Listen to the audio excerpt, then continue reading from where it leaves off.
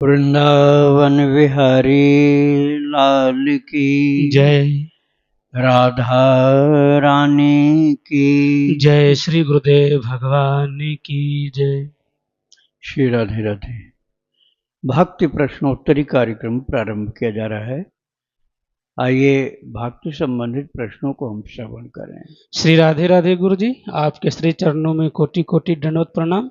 USA से हैं गुरु जी। इनका प्रश्न है, अभी हाल ही में भक्तमाल की कंठी मुझे मिला है, जिसमें भक्तमाल भगवत गीता और ब्रजरज का एक लॉकेट के रूप में है। क्या इसे हर समय पहनना ठीक है और इसे मृत शरीर से हटाया जाना चाहिए या नहीं? श्री राधे राधे। जो ग्रंथ इसमें है, जैसे गीता जी या भक्तमाल या दोनों, ये अंतिम संस्कार में शवदाह के साथ जलाए नहीं जाते हैं। तुलसी तो जलाई जाती है। तुलसी की कंठी, माला और उसके पौधे जितने भी आप चाहें किसी मृतक के शरीर पर दाह कर्म के समय रख सकते हैं, लेकिन ग्रंथ बाहर कर लेना चाहिए, निकाल देना चाहिए। हाँ, हटाना चाहिए। तुलसी के माला पहने रहना देना चाहिए, ग्रंथ जो है वो हटा देना चाहिए। इनका दूसरा प्रश्न है, निर्जला एकादशी शुक्रवार 6 जून को आ रही है। मैंने गीता प्रेस बुक में पढ़ा है कि कोई भी अगर 200 पुस्तकें अगर इसका दान करते हैं, स्वभूत के लिए, स्व भविष्य के लिए वितरित कर सकता है।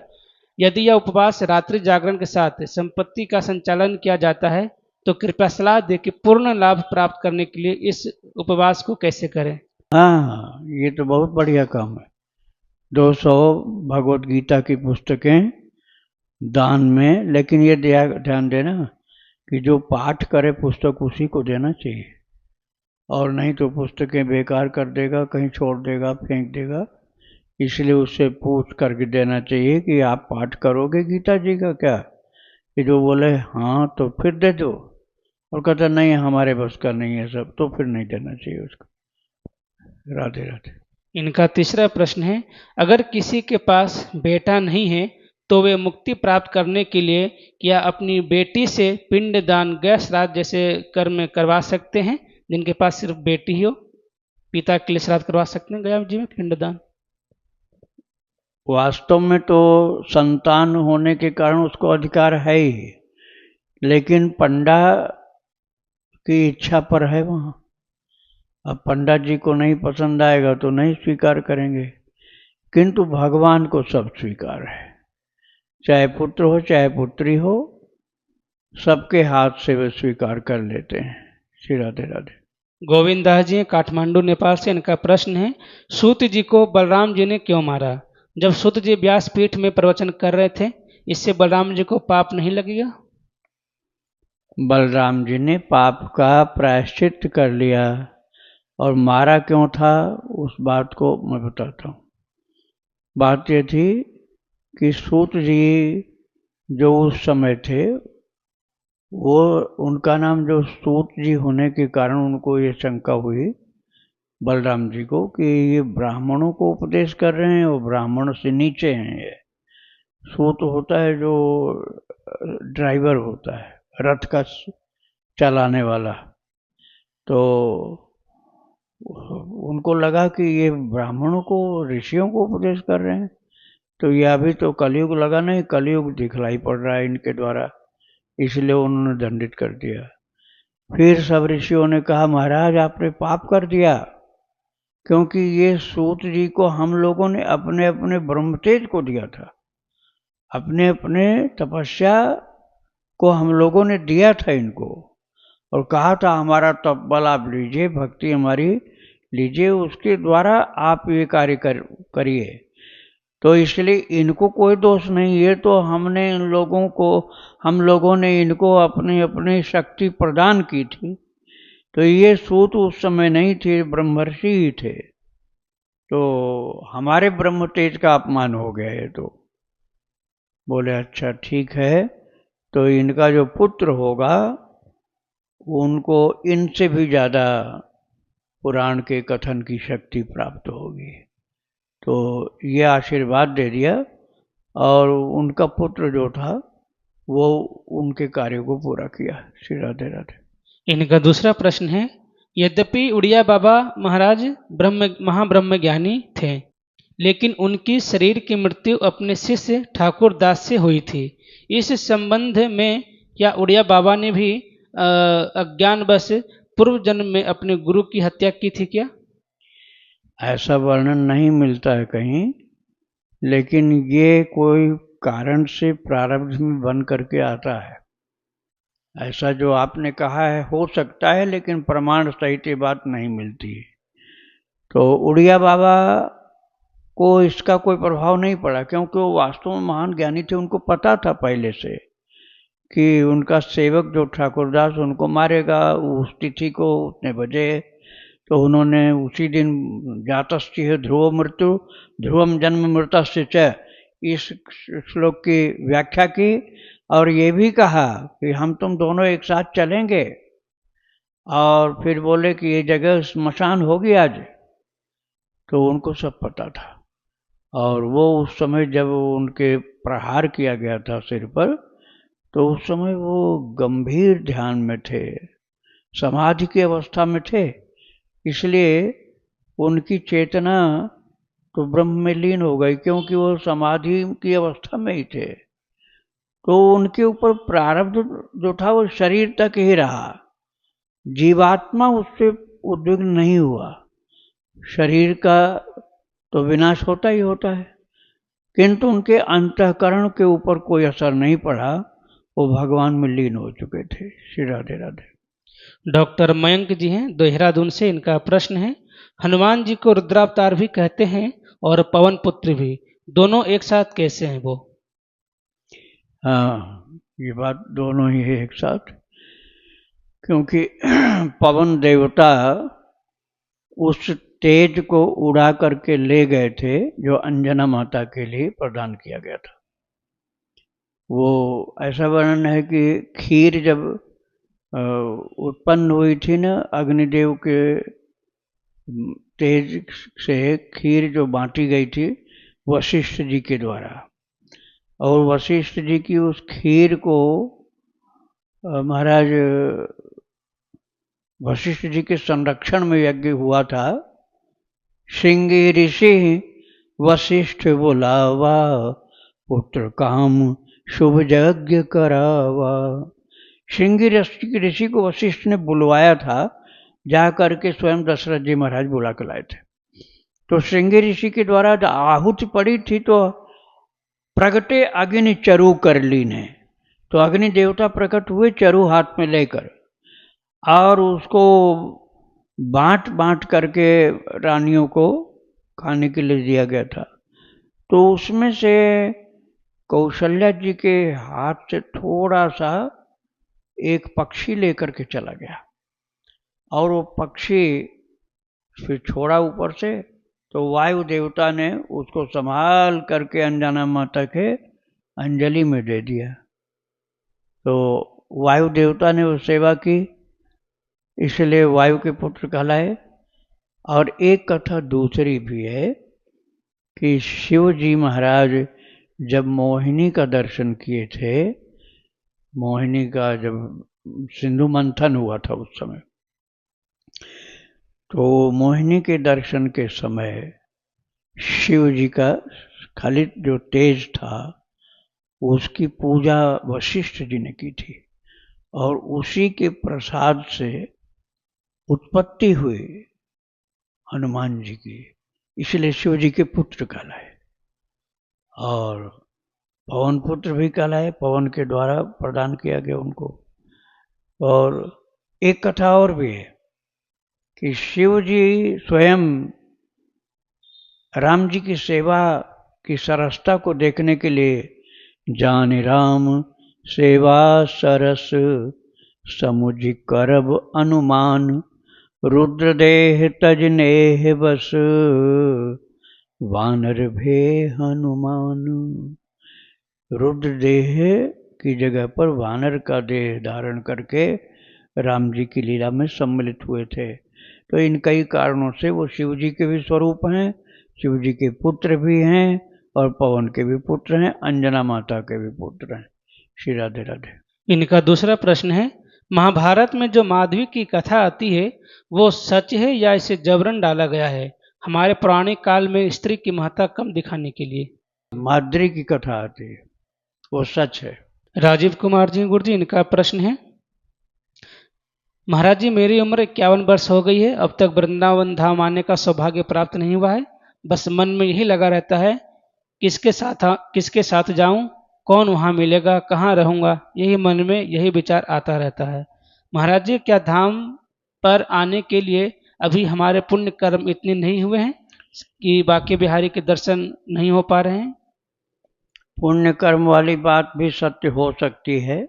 सबसे गड़बड़ी ये है कि आपको भगवान की कृपा पर विश्वास नहीं है, इसीलिए आप अकेले आने में डरते हो या अविश्वास करते हो या हिम्मत छोड़ देते हो। नहीं तो साधु महात्मा लोग तो महाराज भगवान की कृपा को मान करके, स्वीकार करके, समझ कर, अनुमान करके, विश्वास करके घर छोड़ते हैं ना, बिना पैसे के चले आते हैं। तुम्हारे पास तो पैसे भी होंगे, बिना पैसे के चले आते हैं वृंदावन, और दर्शन भी मिलता है, प्रसाद भी मिलता है, रहने को भी मिलता है। भगवान पर विश्वास करके आओगे तो किसी प्रकार की बाधा नहीं पड़ेगी। कभी कभी थोड़ी परीक्षा ली जाती है श्रद्धा की, तो आप उस समय हिम्मत मत तोड़ना, ये समझना कि भगवान हमारी रक्षा करेंगे, किंतु परीक्षा ले रहे हैं कि इसकी श्रद्धा है कि नहीं, तो आप सफल हो जाओगे यहाँ आने में, दर्शन करने में और हर प्रकार से लाभान्वित होने में। श्री राधे राधे। काव्या मिश्रा जी हैं कानपुर से, इनका प्रश्न है, महाराज जी मुझे 10 साल पहले किसी ने भगवत गीता जी की पुस्तक भेंट करी थी, तब से मैं आज तक उसी किताब से पाठ कर रही हूँ। तो महाराज जी क्या किसी की दी हुई किताब से पाठ करना सही नहीं होता? कृपया कर मार्गदर्शन करें। देखिए, यदि आपने मांगा होगा तब तो गलती हुई, फ्री में आप कोई चीज़ मांगे, लेकिन यदि किसी ने बिन मांगे दिया है आपको, तो उसमें भगवान की कृपा समझो कि भगवान ने कृपा करके अपने इस दिव्य प्रसाद को इनके माध्यम से हमको प्रदान कर दिया है। ठाकुर जी ने दिया है, किसी को माध्यम बना कर। आपने मांगा तो है नहीं, बिन मांगे आपको मिल गया है, तो उसको प्रसाद स्वीकार करो। मांगा है जी, तो उसकी न्यौछावर अर्थात कीमत आपको देनी चाहिए। जिससे मांगा है अर्थात लिया है, उनको उस पुस्तक की कीमत देनी चाहिए, न्यौछावर जिसको बोलते हैं साधु लोग। और यदि बिन मांगे मिला है तो उसको प्रसाद स्वीकार करके आप पाठ करिए, कोई दोष नहीं लगेगा। राधे राधे। इनका दूसरा प्रश्न है, महाराज जी क्या अपने घर के लड्डू गोपाल जी को कभी कभी लैया मुरमुरे का भोग लगा सकते हैं? खूब लगा सकते हैं, तो सात्विक चीज़ है भाई। लैया मुरमुरा तो सात्विक चीज़ है, इसमें थोड़ा नमक, थोड़ा सरसों का तेल भी मिला सकते हैं आप, स्वाद बढ़ाने के लिए भून भी सकते हैं। तो ये कोई ख़राब चीज़ नहीं है, इसमें लहसुन प्याज तो डालना नहीं, तो हर प्रकार से ठीक है। श्री राधे राधे। वंदना जी हैं बिजनौर से, इनका प्रश्न है, गुरुजी मैं श्री राधा नाम का लेखन करती हूँ, तो यह युगल नाम के अंतर्गत आता है या एकल नाम में? यदि राधा लिखती हैं तो युगल नहीं हुआ, श्री राधा लिख दो तो युगल हो गया, या राधा कृष्ण लिख दो तो युगल हो गया, राधे श्याम लिख दो तो युगल हो गया। राधा राधा राधा राधा लिख सकते हैं, जैसे राम राम राम राम लिखते हैं। अब सीताराम सीताराम लिखते हैं तो आपको राधा कृष्ण लिखना पड़ेगा। राधे राधे। अभिनव जी हैं बदायूं से, इनका प्रश्न है, श्री जी की कृपा से हम जो नाम लेखन करते हैं वो नाम जप में ही गिना जाएगा? अगर हाँ तो एक नाम लेखन 100 वाचिक जप के बराबर होता है। जैसे हमने दिन में 10,000 नाम जप काउंटर से लिए और 500 नाम लेखन किए, तो क्या हमारा 60,000 नाम जप माना जाएगा? काउंटर से जप किया है और लेखन की बात अलग हुई। लेखन है पेन से आप करते हैं तब वो शतगुणित माना जाएगा, लेकिन आपने जो कंप्यूटर पर किया है या कहीं मोबाइल में किया है, वो लिखा, वो किया थोड़े, आपने लेखन थोड़े किया, तो टच किया आपने। लेखन करने में तो राम एक बार र लिखोगे, फिर आ की मात्रा, फिर ऊपर से एक पाई लगाओगे तब रा हुआ। इतना काम करना होगा। उंगली पूरे रा अक्षर पर घूमेगी, पूरे रा अक्षर पर उंगली घूमेगी लिखते समय, और आपने केवल टच कर करके राम राम लिख दिया तो लेखन की बेईमानी हुई है। लेखन कहाँ किया है? ये तो स्पर्श किया आपने। राम लिखा हुआ है, उसको आप छूते गए तो लेखन नहीं हुआ, वो तो कॉपी हुआ, उसकी कॉपी की गई है, तो उसको लेखन नहीं माना जाएगा। पेन से लिखा जाए तो लेखन है। और जब आप कम कर सकते हैं, कैलकुलेटर से भी काउंटर से कर सकते हैं, और सबसे बढ़िया तुलसी माला की। राधे राधे। इनका दूसरा प्रश्न है, श्री विनय पत्रिका पढ़ने के नियम क्या हैं? कुर्सी आदि पर बैठ कर पढ़ सकते हैं? पढ़ते समय क्या क्या सावधानियां रखें? पूजा घर में पढ़ने का टाइम नहीं मिल पाता है। विनय पत्रिका का तात्पर्य होता है प्रार्थना की चिट्ठी। विनय की प्रार्थना और चिट्ठी हुई पत्रिका। तो ये भगवान के लिए तुलसीदास जी ने लिखा था। अब तुलसीदास जी की लिखी हुई इस पत्रिका को आप भगवान के सामने सुनाएं तो विधि का पालन हो गया। अब बैठ करके उनके बराबर ही तो, या नीचे और बैठो, ऊपर जैसे कुर्सी पर बैठोगे तो ऊंचे हो जाओगे। ठाकुर जी की ऊंचाई आपसे ऊपर हो। शरीर बीमार है तो कुर्सी पर बैठ जाओ, और नहीं तो जमीन पर बैठ करके भगवान को थोड़ा ऊंचाई पर विराजमान करके बड़े भाव से वो विनय पत्रिका सुनाओ, अर्थात प्रभु ये हम आपको प्रार्थना कर रहे हैं, आप सुनिए, तो अच्छा। फिर श्री राधे। दिल्ली से गुरु जी, इनका प्रश्न है, यदि कर्ता स्थूल शरीर है तो फिर भोगना सूक्ष्म शरीर को क्यों? स्थूल शरीर तो मरा हुआ है, वो थोड़े कुछ करता है। अरे उसमें इंद्रिय न काम करे तो बिल्कुल पत्थर के जैसा है वो। अभी किसी का 10 इंद्रियां, 5 ज्ञानेंद्रियां, 5 कर्मेंद्रियां, ये बिल्कुल न काम करें तो क्या कहोगे? डेड बॉडी कहोगे कि नहीं कहोगे? तो शरीर को संचालित करने में भूमिका शरीर की नहीं, स्थूल शरीर की नहीं, बल्कि उस इंद्रियों की है, पंचभूत की नहीं। पंचभूत मूवमेंट कहाँ करता है? पंचभूत में कोई मूवमेंट नहीं होता। क्षित जल पावक गगन समीरा, ये 5 पंचभूत आप इकट्ठा कर तो कभी नहीं चलेंगे। वो तो उसमें जब इंद्रिय प्रकट हुई, कान की इंद्रिय, आंख की इंद्रिय, नाक की इंद्रिय, इस प्रकार से इंद्रियां जब 5 हुई सेंसेस, जो ज्ञान इंद्रिय और करने का काम करने वाली इंद्रियां, तब वो शरीर चाहे भारी हो चाहे हल्का हो काम करने लग गया। तो इसका मतलब क्या है? कह रहे हैं प्रश्न क्या इनका है? इनका प्रश्न है गुरु जी, हाँ। कि यदि कर्ता स्थूल शरीर है तो फिर भोगना सूक्ष्म शरीर को क्यों पड़ता है? अच्छा ये बताओ, तुम गाड़ी से एक्सीडेंट कर दो तो गाड़ी को सजा भोगनी पड़ेगी कि तुमको भोगनी पड़ेगी? कि अपनी कार से किसी को दबा के मार दो तो कार को सजा मिलेगी कि तुम्हें सजा मिलेगी? तुमको सजा मिलेगी। स्थूल गाड़ी को कोई नहीं सजा मिलेगी, छोटे से ड्राइवर को सजा मिलेगी। छोटा सा ड्राइवर है उसको सजा मिलेगी, गाड़ी बहुत बड़ी है लेकिन कोई उसको सजा नहीं दी जाएगी, क्योंकि चलाने वाले तो ड्राइवर ही थे। ऐसे ही इंद्रियां जो हैं, सूक्ष्म शरीर जिसको कहा जाता है, मन बुद्धि चित्त अहंकार, 4 ये 5 कर्मेंद्रियां, 5 ज्ञानेंद्रियां, 15 नहीं 14, और उसके बाद तन्मात्राएं हुई 5, शब्द स्पर्श रूप रस गंध, कुल मिलाकर के जो इसको सूक्ष्म शरीर कहा जाता है। तो ये 19 तत्व होते हैं। तो सब मिलाकर के जो 19 तत्व हुए, रूप रस गंध शब्द स्पर्श 5, और 5 कर्मेंद्रिय, 5 ज्ञानेंद्रिय 15, और 4 हो गए मन बुद्धि चित्त अहंकार, कुल मिलाकर 19 हुए। तो इन्हीं सबको 19 को मिलाकर सूक्ष्म शरीर कहा जाता है। इन्हीं सब ने काम किया है। वो तो मोटा सा पड़ा ही रहता शरीर, क्या करता जब तक ये नहीं लगते।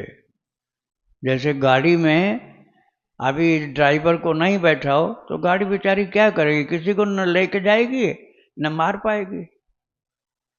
तो सूक्ष्म शरीर ही एक्टिविटी कराता है शरीर को माध्यम बनाकर, इसलिए शरीर को सजा नहीं, सूक्ष्म शरीर को सजा मिलती है। राधे राधे। इनका दूसरा प्रश्न है, अंतःकरण का शुद्धिकरण कैसे करें? अंतःकरण का हुआ मतलब मन, बुद्धि, चित्त, अहंकार। अब देखो वही बात फिर मैं आपसे को दोबारा बता रहा हूं। जैसे किसी ने बुद्धि लगाया, बुद्धि के द्वारा अपने ज्ञानेन्द्रिय, चक्षु ज्ञानेन्द्रिय, दृष्टि, नेत्र को कहा तुम गीता पाठ करो।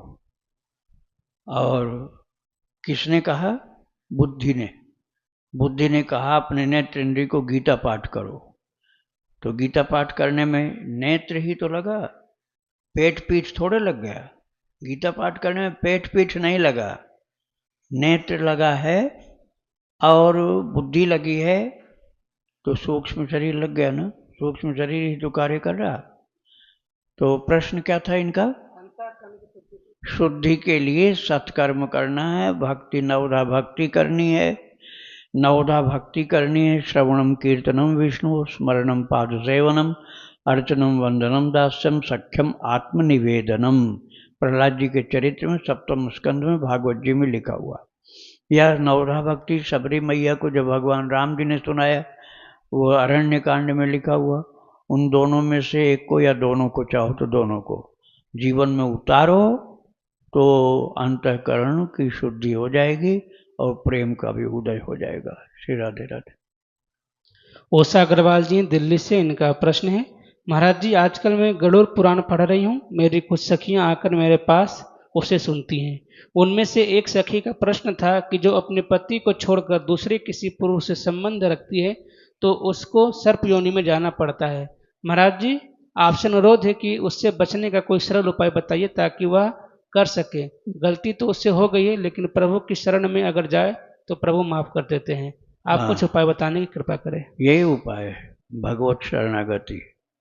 भगवत शरणागति में भगवान ने इस बात को कहा है, कोटि विप्र बध लागहि जाहू, आए शरण तजहु नहीं ताहू। भगवान कहते हैं करोड़ों विप्र वध का पापी हो कोई, लेकिन वो जो शरणागत हो गया तो उसके पापों का नाश हो जाता है। सन्मुख होई जीव मोहि जब ही, जन्म कोटि अघ नाश है तब ही। तो शरणागति ही एकमात्र उपाय है कि ऐसे पापों से आप मुक्त हो सकें। बस भगवत शरणागति को स्वीकार कर लो तो आप निष्पाप हो जाओगे। श्री राधे राधे। ओम कंवर जी हैं बीकानेर राजस्थान से, इनका प्रश्न है, शंकर सहस विष्णु अज तोहि, सकहि न राखी राम कर द्रोही। इसका मतलब ये है जो भगवान का द्रोही होगा उसको बड़ी से बड़ी शक्तियां भी बचा नहीं पाएंगी। राम के द्रोह करने से राम के द्वारा वो मारा जाएगा, ये इसका अर्थ हुआ। युवराज त्रिपाठी जी फर्रुखाबाद से, जब नाम जपे सर्व समर्थ है तो अन्य मंत्र का जाप क्यों, जैसे आरोग्य मंत्र, सर्वबाधा निवारण मंत्र या कोई अन्य सिद्ध मंत्र? उसका कारण है विश्वास की कमी। बस केवल विश्वास की कमी के कारण दुनिया भर के मंत्र लोग जपते हैं, नाम कम जपते हैं। यदि नाम महाराज में पूरी श्रद्धा, पूर्ण विश्वास हो तो दूसरे मंत्र के जपने की कोई आवश्यकता नहीं, न जपना चाहिए। श्री राधे राधे। पुष्पा जी हैं बीकानेर राजस्थान से, इनका प्रश्न है, नए घर की बालकनी में पारदर्शी ग्लास लगाया जिससे टकराकर 2 कबूतर और 3 चिड़िया मर गई। अनजाने में पाप हो गया। मेरे समझ आने पर मैंने ग्लास पर सिनरी लगवा दी है। महीने भर बाद मुझे स्वप्न आया कि मैं किसी पवित्र स्थान पर स्नान कर रहा हूँ। वहाँ पर एक कबूतर है जो आसपास के लोगों के उड़ाने पर भी नहीं उड़ रहा है। मैंने उड़ाने का प्रयत्न किया तो वह उड़कर मेरे हाथ पर आ बैठा और 2 से 4 सेकंड बाद चिड़िया का रूप धारण कर उड़ गया। गुरुदेव इस स्वप्न का क्या अर्थ है? इसका अर्थ यही है कि भूल से जो गलती हुई है अब उसका प्रायश्चित करो, चिड़ियों की सेवा करो, भगवान का प्रसाद खिलाओ। उनका पालना नहीं है, चिड़िया को पालना नहीं, लेकिन स्वाभाविक रूप से नेचुरल वे में जहाँ भी चिड़िया आ रही हैं, बाग बगीचा में, नदी के किनारे, तालाब के पास में, वहाँ चिड़ियों को दाना डालो और उनके लिए पानी भी रखो। गर्मी का टाइम है तो चिड़ियों के लिए पानी भी लटकाओ, लटकने वाले बर्तन में, या कहीं ज़मीन पर रख दो जहाँ पर वो पानी पी सकें। तो उनके भोजन पानी का प्रबंध करो, उनकी सेवा होगी, उससे भगवान भी प्रसन्न होते हैं। राधे राधे। दीपक जी उदयपुर से, इनका प्रश्न है, भविष्य मल्लिका और बहुत से संत ऐसा संदेश दे रहे हैं कि आने वाले समय में भयंकर नरसंहार होगा, उसके बाद 1000 साल के लिए सतयुग आएगा और ये सभी घटनाएं अगले कर्म में 5 वर्ष में होना है। 5 वर्ष का अभी तो लोग कह रहे थे सन 25 में ही सब हो जाएगा, और 25 ही तो चल रहा है, और युद्ध भी बंद हो चुका है। तो अब आप कुछ बातें लोग अपने मन से बोलने लग जाते हैं, किसी पुराण में नहीं लिखा है। श्री व्यास भगवान ने जो पुराण लिखे हैं उसमें तो नहीं लिखा हुआ है। अब भगवान व्यास की बात तो मानोगे नहीं, वो तो कह रहे हैं 4,32,000 वर्ष का कलयुग है, इसका 2 गुना है द्वापर, इसका 3 गुना है त्रेता, इसका 4 गुना सतयुग। अब आपको विश्वास करना है तो भगवान वेदव्यास की रचना अर्थात पुराण पर विश्वास करो, अन्य बातों को विश्वास करना आवश्यक नहीं है। राधे राधे। सुभद्रा देवी जी हैं चंडीगढ़ से, इनका प्रश्न है, मुक्ति और मोक्ष क्या होता है, दोनों में क्या अंतर है? सब लोग मोक्ष की बात करते हैं पर हमें नहीं पता कि इसकी परिभाषा क्या है। मोक्ष शब्द का अर्थ होता मोहस्य क्षय इति मोक्ष, मोह का क्षय हो जाना। बेटा बेटी नाती पोते संसार अपना पराया, मित्र शत्रु, राग से हो गया किसी से तो किसी से द्वेष हो गया, अपना पराया हो गया, ये रिश्ते नाते भगवान के अलावा जहाँ तक हैं वो सब मोह के अंतर्गत आता है। उन सब रिश्तों की सफाई हो जाए, समाप्ति हो जाए, प्रभु से रिश्ता एकमात्र रह जाए और सब रिश्ते खत्म, उसी को कहा जाता मोक्ष। और उसको जो प्रदान करने की शक्ति होती है उसी को मुक्ति कहा जाता है। तो मुक्ति दात्री सप्तपुरियां भी हैं, 7 पुरियां, सप्तैते मोक्षदायिका, अयोध्या मथुरा माया काशी कांची अवंतिका पुरी द्वारावती चैव सप्तैते मोक्षदायिका। मोक्षदायिका को मतलब मुक्ति देने वाली। श्री राधे राधे। जयपुर से गुरु जी, इनका प्रश्न है, क्या महीने के 3 दिन अशुद्ध अवस्था में राधा नाम लेखन कर सकते हैं? देखो भाई, यदि आपको अपने इष्ट में प्रेम है, राधा रानी से प्रेम है या भगवान कृष्ण से प्रेम है, तो प्रेम में ये कोई बाधा नहीं पड़ती। प्रभु का नाम तो इतना पवित्र है कि कंधे पर मुर्दा लदा हो तब भी राम नाम सत्य बोला जाता है, और एक भी आदमी विद्वान कोई नहीं मना कर पाएगा कि तुम राम नाम सत्य मत बोलो। कोई भी नहीं कर सकता कि तुम राम नाम सत्य मत बोलो। कंधे पर मुर्दा लदा, क्या उससे भी ज्यादा अशुद्ध अवस्था हो जाएगी तुम्हारी? मुर्दा ढो रहे हैं और राम नाम सत्य बोल रहे हैं, तो क्या इससे भी ज्यादा अशुद्ध अवस्था हो जाएगी कोई? इसलिए भगवान का नाम किसी अवस्था में वर्जित नहीं है। श्री राधे राधे।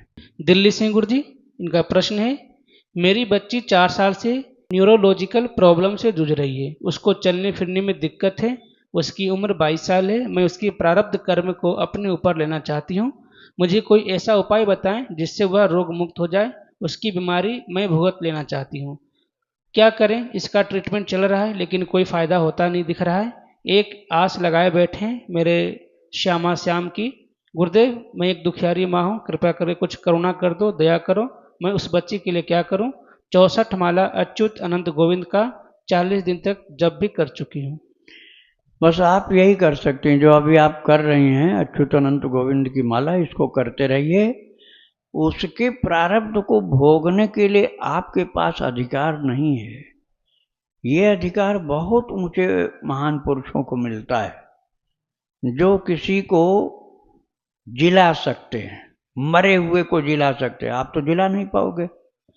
आप केवल अपने बच्चे के लिए कर सकते हैं, जो दूसरों के बच्चों के लिए ऐसा कर सके परोपकार, उसको कुछ अधिकार मिलता है।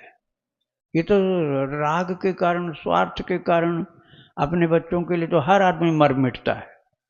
अपने बच्चों के लिए तो आदमी संपत्तियां बेच देता है, प्रॉपर्टी बेच देता है, बीमारी हो जाए प्रॉपर्टी बेच देता है। अपने बाल बच्चों के लिए, अपनी लड़की की शादी के लिए, लड़कों की शादी के लिए लोग खेत बेच देते हैं, मकान बेच देते हैं। परोपकार के लिए कर पाओगे क्या? नहीं करोगे। तो परोपकार के लिए जब तक कोई ऐसा न करे तब तक उसके अंदर दैवी शक्ति नहीं हो सकती है।